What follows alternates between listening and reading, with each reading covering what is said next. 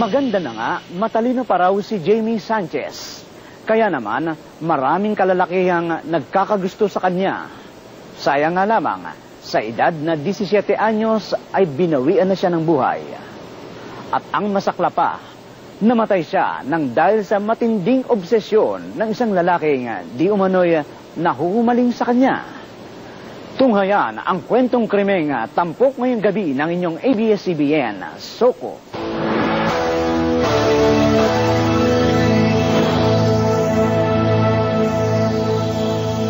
Siya si Jamie Sanchez, maganda, matalino, at puno ng pangarap. Yung anak ko talaga, beauty and brain, medyo matangkad. Mabait niya, mabait. And then, very sportive. At saka very strong personality. Talaga naman raw na ipinagmamalaki nila si Jamie. Kasi nga, consistent honor student ito. Excel naman siya sa school ever since naman. She was young until high school. Sumasali sa mga sports at sa mga beauty contest. Dahil sa angking niyang talino, kahit pa nga ba napakalayo ng Baguio City sa Butuan City, Mindanao, nasunod raw ang gusto nito na makapag-aral sa St. Louis University. She want to become a lawyer. Actually, ay ko na sa Baguio, malayo eh. Wala ko choice eh. June na yun eh. Papasok na. So, naka-take na sa inter-exam. Pero di raw inakala ng kanyang mga magulang na ang paglipat na iyon ni Jamie sa Baguio ay hahantong pala sa isang malagim na trahedya. 1 Hunyo taong 2004, mula sa probinsya ng Mindanao, tumulak ang mag-inang Teresa at Jamie sa Baguio City. Kasi yung mami niya, doon nag-work. So, para nakita yung Baguio, nagustuhan niya yung place. So, she tried to study there. Sa isang apartment sa Purok 2, Gibraltar, nanirahan ang mag-ina. Kinalaunay, kinailangan siyang iwanan ng kanyang ina upang magtrabaho sa Maynila. Aalis kayo? Hindi ako na mag-isa dito. Ano ka ba? Tignan ka dito yung Mang Jeffrey. Habili naman kita eh. Bumagagawa? Hindi, pag weekend so uwi naman ako dito. Ha? Okay, sige po. Ingat na lang po kayo. Ikaw din dito ha. Ingat ka. Kahit pa nga ba nawalay si Jamie sa kanyang ina, hindi naman raw nangamba ang kanyang mga magulang. Kasi nga'y binantayan naman ang dalaga ng kanilang landlord na si Jeffrey Villanueva. Mabait na bata yan. Maano siya sa pag-i-school niya. Kasi yan eh, scholar. Nakatutok palagi yan sa pag-aaral niya. Ano magagawa mo dyan? Ano ka ba ikaw magre-report niyang bukas? Sa mga panahong namumulila raw ito, naroroon naman ang kanyang mga kaibigan upang alinin siya. Mayroon siyang mga kaklase na pupunta rin dito. Teka lang si Ma'am Jeffrey. Ma'am Jeffrey! Po? Oh, Jamie! Oh! Ayos ka lang ba dyan? Ako, ayos lang. Kasama ko po yung mga friends ko. Hello, kuya. O sige, uwi muna ako. Kung may kailangan ka, text ka lang ha. Sige po. Sige po ah. Ingat po kayo. Dahil sa angking kagandahan ni Jamie, hindi raw maiwasan na marami ang humahanga sa kanya. Maganda talaga sa maganda dahil yan eh. Parang Miss St. Louis yan eh. Saka marami mga kapitbahay dyan, nakikita sila dyan, mumuwi. Talagang nahangaan sa kagandahan niya talaga.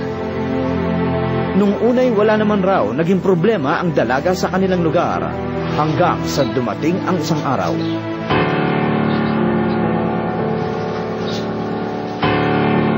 Bakit nawawala yung mga Andes ko? Baka naman nandyan lang yan. Eh, bakit naman mawawala? Dadalawa lang tayo. Kaya nga po. Pero hindi ito yung first time. Last month din nawala din ako ng Andes eh. Sinumbong ng nanay niya yun sa akin. Sabi niya, Jeff, nawawalan daw ng underwear si Shelby. Sabi niya, ganun ba? Paano mawala yan eh? Nakalak naman yung Jeff. Sabi ko. Wala nang ibang nakakapasok dyan kung hindi nyo nakatira sa bahay na may susi. Ma'am, baka naman na-misplace lang. Eh, wala po talaga. Chine-check na namin sa cabinet pero wala po eh. Sabi ko, hindi ko naman alam yan, sabi ko. Pero sige, magmamasid-masid ako sa paligid. Nag-aalala na nga po ako, baka may nagka-interest dito kay Jamie at saka pakibantayan na rin mo yung anak mabuti pag pumapasok po ako. Sige po, mga kaasa po. Sige po, salamat po. Dahil hindi naman matukoy ni Jamie kung sino nga ba ang nagnanakaw ng kanyang mga panty, ang pangyayaring iyon ay ipinagsawalang bahala lamang niya. March 20, 2005, bandang alas 10 ng umaga. Noy ipaayos sana ni Jeffrey ang nasirang gripo sa apartment ni Jamie. Alam ko, pauwi na siya. 11 o'clock yung ticket niya sa Victory. Tama-tama kinuha ko na yung gagawa ng pipe para gagawin namin yung katok ako ng katok ako ng katok. Jamie! Jamie! Hindi na nag-response pa, nakabukas yung ilap sa loob. Siyempre may trabahong iba pa yung tubero. Pinuksan ko yung susi.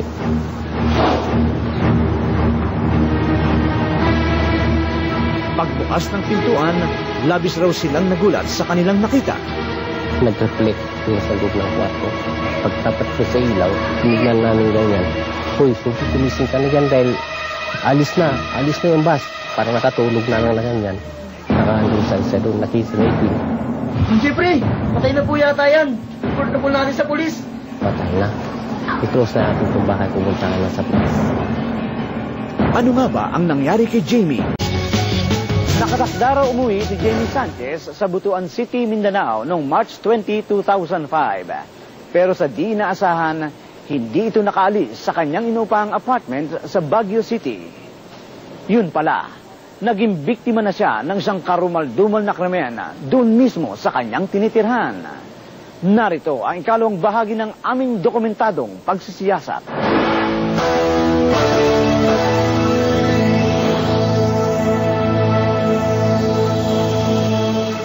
Sa mahigit na isang taong paninirahan ni Jamie Sanchez sa Baguio City, naging maayos naman raw ang kanyang kalagayan doon. Kahit pa nga ba nawala ito sa kanyang mga mahal sa buhay. Pero sa di raw inaasahan, noong 20 ng Marso, taong 2005, natagpuan itong duguan sa apartment ng kanyang tinutuluyan. Parang nakatulog na lang na ganyan. Pasok namin yung ulo namin na ganyan. Nakahandusal siya doon. Jeffrey, patay na po yata yan. Report na po natin sa polis. Nakisirapin. Ayaw, manggit sabi niya. Patay na. Tara po! Dali-daling nagtungo si Mang Jeffrey sa tanggapan ng pulisya sa Baguio City Police Station upang i-report ang mga nangyari. Nung abangan dito kami, naka-duty kami dito ng oras na yun. Pumunta dito si Mr. Jeffrey Villanueva. Nireport sa amin na yung borders daw niya ay natagpuan niyang patay doon sa loob ng kwarto niya. Tinawagan na namin yung SOCO, kasama na namin yung SOCO sa crime laboratory at saka si Dr. Tinuyan. Pumunta kami sa crime scene. Mabilis namang nakarating sa lugar ang mga alagad ng Baguio City Police. Pero bago pa man tuluyang mapasok ng mga otoridad ang tinukoy na pinangyarihan ng krimen. Itong si Mr. Buen, sinalubong kami. Tapos sabi niya, Sir, may na-recover akong BCD dito na may parang may dugo. Saan niyo po nakita to? Sa Pantalon. Sige, puntahan natin. Tinuro niya sa amin kung saan na-recover yung BCD. Then, doon sa may likod ng CR nila. Meron ngang mga dugo sa may cord at saka doon sa mismong BCD. Then, tapos sabi pa niya, dito sa likod ng bahay po namin, meron din po na-recover yung pamangkin ko na panty na may dugo rin. Hindi kinuha namin, in-recover din namin yung mga dugo, yung mga ebidensya na yun. Sa pagkaka-recover ng ebidensyang iyon, naghinala ang mga otoridad na posibleng sa lugar na iyon dumaan ang suspect. Bukod pa doon, may nadiskubre pa ang mga otoridad. On the way kami sa crime scene, may napansin kami sa daan, habang naglalakad kami, mga drift ng dugo, tulo ng dugo. Hanggang sa bakit may dugo dito, sabi namin. And then talagang pumasok sa isipan namin, talagang may nangyaring krimen. At saka it's either na yung suspect may sugat. Kaya ganon nga na may tulong dugo sa daanan. Nang marating ang crime scene, magkatuwang na nagsiyasat sa lugar ang mga alagad ng Baguio Police at ng pangkat ng Scene of Crime Operations. Yung bangkay, nung pagpasok namin, tagilid siya eh. Yung kanya, sa patagilid siya na gano'n, nakapatagilid yung kanya na nakahiga. Tapos puro duguan.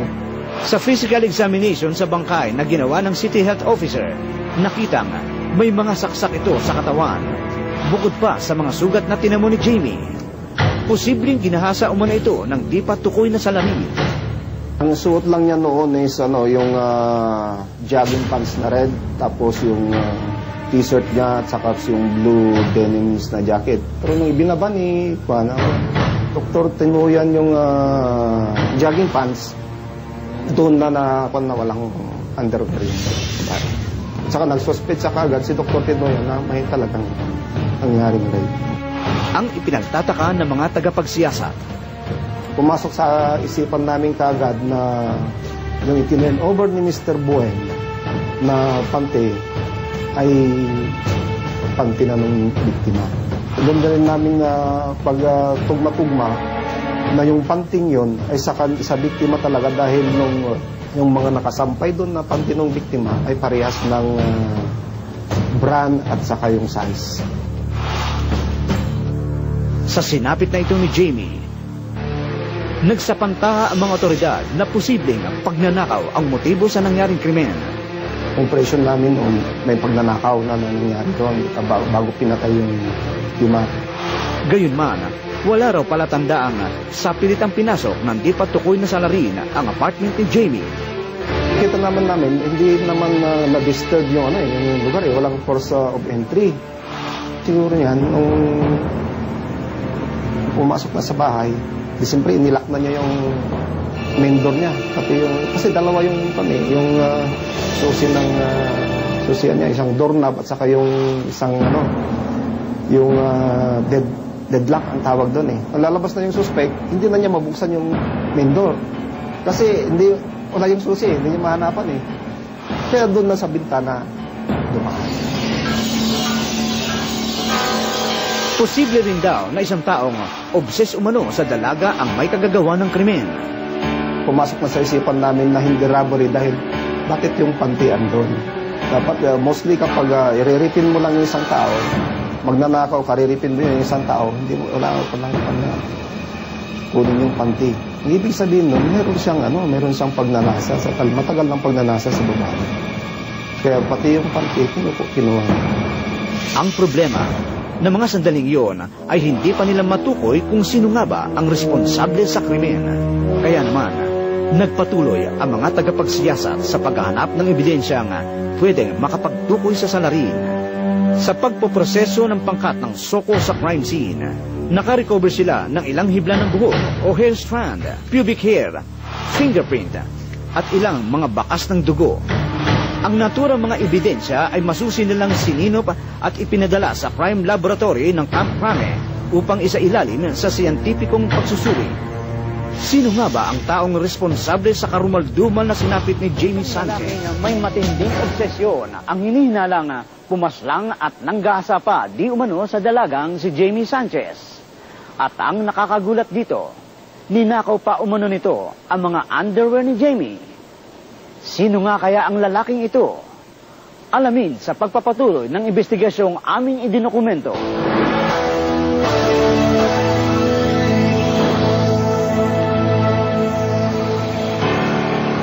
March 20, 2005, nakatakda noong umuwi sa Butuan City ang 17 anyos na si Jamie Sanchez. Sabik naman raw si Mang Jaime sa pagdating ng anak na dalaga. I just want to give her a surprise na nandito yung papa mo kasi alam ko tapos na yung exam niya. So yun pala, baliktad. Ako pala yung na-surprise.